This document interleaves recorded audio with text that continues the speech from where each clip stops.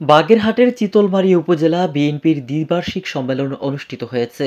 শুক্রবার উপজেলা পরিষদ মিলনায়তনে অনুষ্ঠিত সম্মেলন কক্ষে কাউন্সিলরদের গোপন ভোটের মাধ্যমে ৩টি পদে নির্বাচন হয়। এতে মোহাম্মদ মমিনুল হক টুলু বিশ্বাস সভাপতি, শরীফুল হাসান অপু সাধারণ সম্পাদক, অ্যাডভোকেট ফজলুল হক ও শফিকুল ইসলাম বাবু সাংগঠনিক সম্পাদক নির্বাচিত হয়েছে। এতে উপজেলার ৭টি ইউনিয়ন থেকে তৃণমূলের ৪৯৭ জন ভোটার তাদের ভোটাধিকার প্রয়োগ করেন।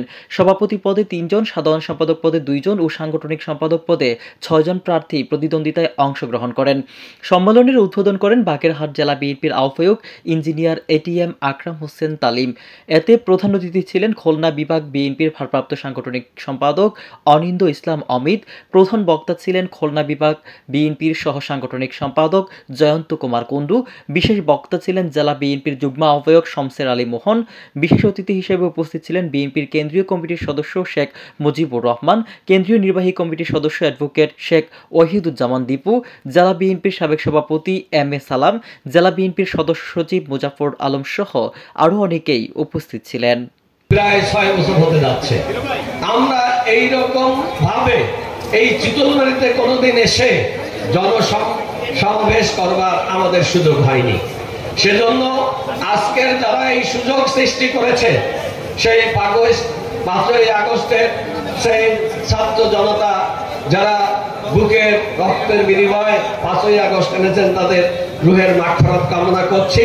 আর যারা অসুস্থ হয়ে এখনো হাসপাতালে দিন যাপন করছেন, তাদের আরোগ্য লাভ করবার জন্য আল্লাহ তাআলার কাছে আমরা কামনা করছি।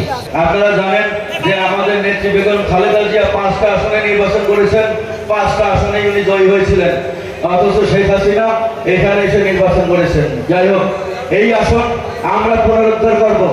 আপনারা যদি ঐক্যবদ্ধ থাকেন, আমাদের দল যাকে নমিনেশন দেয়, এখানে ৩-৪ জন ক্যান্ডিডেট আছেন, যে নমিনেশন পাবে আমরা সবাই মিলে আগামীতে ঐক্যবদ্ধ হয়ে এই আসন ইনশাআল্লাহ আমরা ধানের কিন্তু তারপরেও যারা গণতন্ত্রে বিশ্বাস করে না, যারা বাংলাদেশ আবার নিজের পায়ে দাঁড়াতে চায় না, তারা কিন্তু নির্বাচন নিয়ে অনেক ধরনের আপত্তিকর কথা বলছে।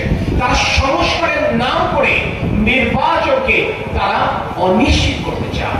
আমি একদমই কণ্ঠে বলতে চাই, যখন কেউ হাসিনার পতন ঘটবে ভাবতে পারেনি, যখন কেউ হাসিনা বাংলাদেশের পালিয়ে যাবে কল্পনায় আনতে পারেনি, সেই সময় ২০২৩ সালে বাংলাদেশ জাতীয়তাবাদী দল রাষ্ট্র কাঠামো মেরামতের ৩১ দফা ঘোষণা করেছিলেন। এর চাইতে বড় সংস্কার কর্মসূচি আর আজ পর্যন্ত এমনকি অন্তর্বর্তীকালীন সরকার উপস্থাপন করতে পারে। বাগেরহাট থেকে সাগর মণ্ডলের রিপোর্ট, আমার বার্তা ডিজিটাল।